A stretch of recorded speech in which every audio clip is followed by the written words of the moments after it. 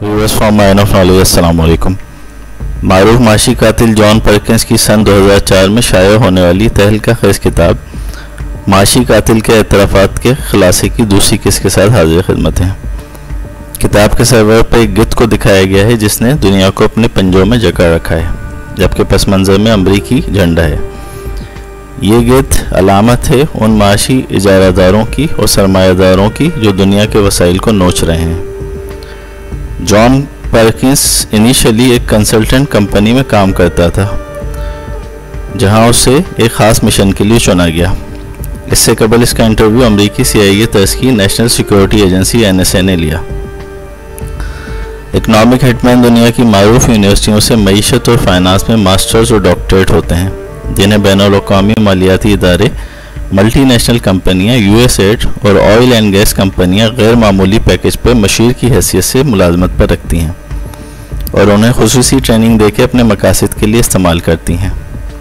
इन माशी कातिलों की ट्रेनिंग इंतहाई खुफिया रखी जाती है और ट्रेनिंग देने के बाद में हमेशा के लिए उन्हें गायब कर दिया जाता है।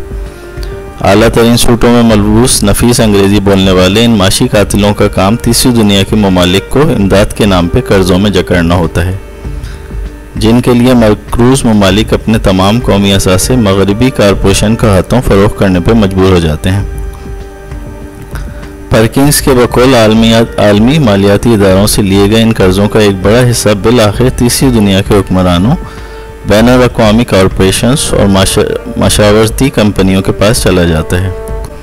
इस मकसद के लिए ये कंपनियां गलत इक़्तिसादी जायज़े, गैर हकीकी मालियाती रिपोर्टें, मुल्की इंतखाबात में धांधलियों, लॉबिंग, कॉल गर्ल्स, रिश्वत और धमकी जैसे हथियार इस्तेमाल करती हैं और नाकामी की सूरत में रास्ते की रुकावटों को हटाने के लिए किसी को कत्ल करने से भी गुरेज नहीं करती हैं। यानी सब गंदा है पर धंधा है। यही कैपिटलिस्ट इस्तेसाली निज़ाम का हिस्सा है। परकिंस के मुताबिक दुनिया का पहला किराए का माशी कातिल अमरीकी सदर रोजवेल्ट का पोता कैरमेट रोजवेल्ट था, जिसने 1953 में ईरान में मोहम्मद मुसद्दिक की जमहूरी हुकूमत का खात्मा कर दिया। हालांकि मोहम्मद मुसद्दिक कानूनी तरीके से इंतखाबात जीत कर सदर मुंतखब हुए थे। उनका कसूर सिर्फ ये था कि उन्होंने ईरान में तेल की पैदावार को कंट्रोल करने वाली बरतानवी पेट्रोलियम कंपनी को कौमी मलकियत में ले लिया था, जिसके बाद बरतानवी कातिल के ज़रिए मोहम्मद मुसद्दिक की हुकूमत का खात्मा करके ईरानी फ़ौज के जनरल फजलुल्लाह ज़ाहिदी को इख्तियार मुंतकिल किया गया। जॉन परकिंस के बकौल वो तवील अरसे तक इकनॉमिक हिटमैन की हैसियत से काम करता रहा और इस दौरान उसने लाखों डॉलर कमाए, मगर जब उसकी ज़मीन ने मुलामत की और 9/11 के बाद जब उसने तबाहशुदा वर्ल्ड ट्रेड सेंटर के मकाम पे दुनिया की तबाही का नज़ारा किया तो उसने मज़कूरा किताब लिखने का फ़ैसला किया। याद रहे कि जॉन परकिंस की बेस्ट सेलर किताब के 24 ज़बानों में तर्जुमे हो चुके हैं और इसकी कई मिलियन कॉपियाँ फ़रोख्त हो चुकी हैं। जॉन परकिंस अपनी किताब में लिखता है कि इसमें कोई शक नहीं है कि आलमी मालियाती इदारे माशी किराए के कातिलों के आलाकार हैं। परकिंस के बकौल इसका हदफ कुदरती वसाइल और अहम जोग्राफियाई मेल वकू रखने के बावजूद माशी मुश्किलात का शिकार पाकिस्तान जैसे ममालिक थे, जिनके लिए वो आलमी मालियाती इदारों से बड़े बड़े कर्जे हासिल करता था। लेकिन जब आलमी मालियाती इदारों की शराइत पूरा करने के बावजूद मरकूज़ ममालिक इक़्तिसादी हालत अबतर होने के बाद कर्जे वापस करने के काबिल नहीं होते थे, तो फिर उनके वसाइल जैसे तेल, लोहे, तांबा, सोना और ऑयल वगैरह पर उनकी नज़रें होती थीं। परकिंस के बकौल उसे हैरानगी होती है कि ऐसे मकरूज़ ममालिक जहाँ एक तरफ हज़ारों लोग भूख से मर रहे हैं जैसे पाकिस्तान और इंडिया, वहाँ दूसरी तरफ बर्गर, पिज़्ज़ा और आलमी फूड चेन्स धड़ाधड़ खुल रहे होते हैं। जॉन परकिंस अपनी किताब में इंकशाफ करता है कि अगर कोई मकरूज़ मुल्क मल्टी नेशनल कंपनियों के उकाबों यानी हॉक्स की बात ना माने तो ये हॉक्स वहाँ के लीडरों को कत्ल करने से भी गुरेज नहीं करते, जिसकी मिसाल चिली, कॉन्गो और पनामा के सदरों का कत्ल है। जॉन परकिंस के मुताबिक हॉक्स के बाद मकरूज़ ममालिक में IMF को घुसने का मौका मिलता है, जो कर्ज़ों की रीस्ट्रक्चरिंग उस ममालिक के तेल और दीगर कुदरती वसाइल अमरीकी और यूरोपीय कंपनियों को कम कीमत पर फ़रोख्त करने या उन ममालिक के फ़ौजी अड्डे कायम करने से मशहूर कर देते हैं। اس طرح مقروض ملک IMF اور مغربی ممالک کا سیاسی دباؤ قبول کرنے پر مجبور ہوتا ہے۔ اس کی ایک مثال پاکستان ہے، جہاں گزشتہ دور میں اسٹیٹ بینک سے لے کے وزارت خزانہ میں بھی بین الاقوامی مالیاتی اداروں کی مشاورت سے ہی عہدیداروں کو رکھا جاتا ہے۔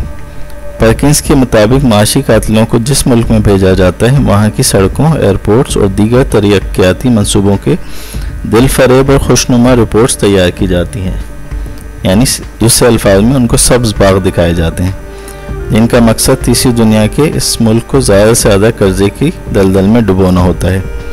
اور جب یہ دل فریب رپورٹیں تیار ہو جاتی ہیں تو ہٹ مین اس ملک کی سیاسی قیادت اور بیوروکریسی کو انتہائی خوشنما طریقے سے اور کک بیکس کے ذریعے رپورٹوں پر بریفنگ دیتے ہیں اور اس سے اپروو کرواتے ہیں۔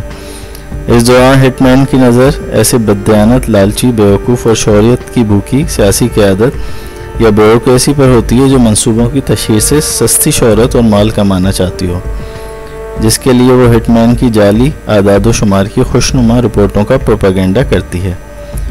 مثلاً موٹر وے بننے سے کئی گنا زیادہ تجارت بڑھے گی، نئی بندرگاہ کی تعمیر سے ملک اکنامک کوریڈور بن جائے گا، میٹرو ٹرین یا بسیں چلنے سے ملک کی اقتصادی حالت بہتر ہوگی اور روزگار بڑھے گا۔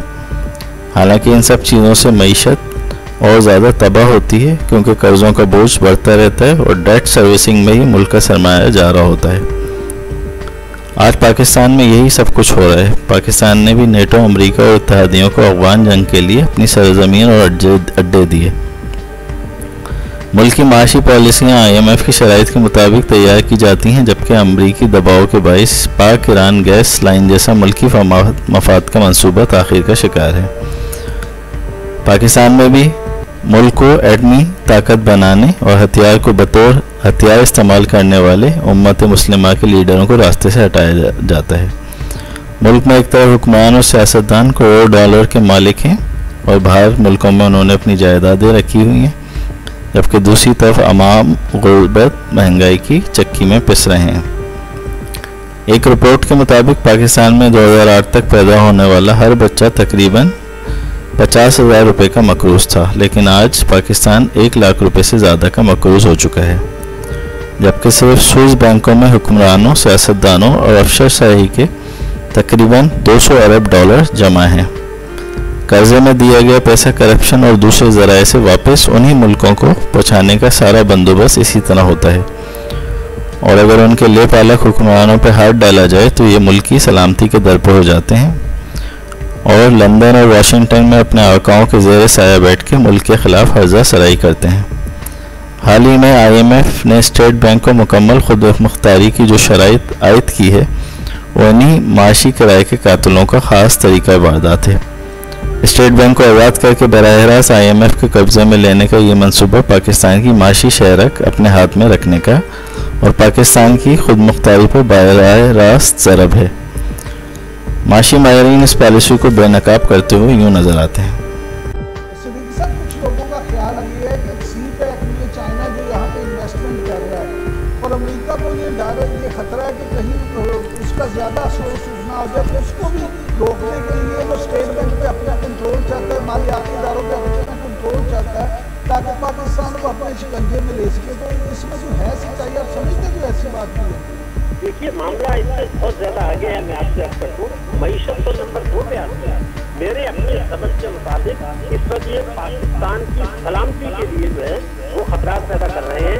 سی پیک تو ٹھیک ہے، لیکن یہ کہ وہ مسئلہ صرف یہ کہ ہماری سلامتی کو خطرہ ہوگا ان چیزوں سے۔ میں اس لیے کہہ رہا ہوں کہ قائد اعظم نے، میں آپ کو تاریخ بتا رہا ہوں، 1 جولائی 1948 جب اسٹیٹ بینک کا افتتاح کیا تھا تو انہوں نے کہا تھا کہ ہمارا مرکزی بینک، ہمارا اسٹیٹ بینک آف پاکستان کی مالی خود مختاری کی علامت ہوگا، سمبل ہوگا۔ اب ہم نے اس کو مکمل طور پر IMF کے کنٹرول میں دے دیا ہے، اور اب آپ دیکھیے تو آج صورتحال کیا ہے۔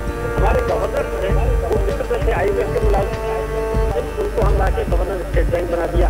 انہوں نے مصر سے ہی IMF کے ایک اور ملازم لے کے ڈپٹی گورنر بنا دیا، دونوں وہاں سے آگے اور کہا گیا ہے کہ انہوں نے فسکل کوآرڈینیشن بورڈ جس میں بڑے بڑے فیصلے ہوتے تھے اس کو ختم کریں، اور اب یہ گورنر صاحب جو ہے IMF کے جو مشیر خزانہ یا فیصلے کرنا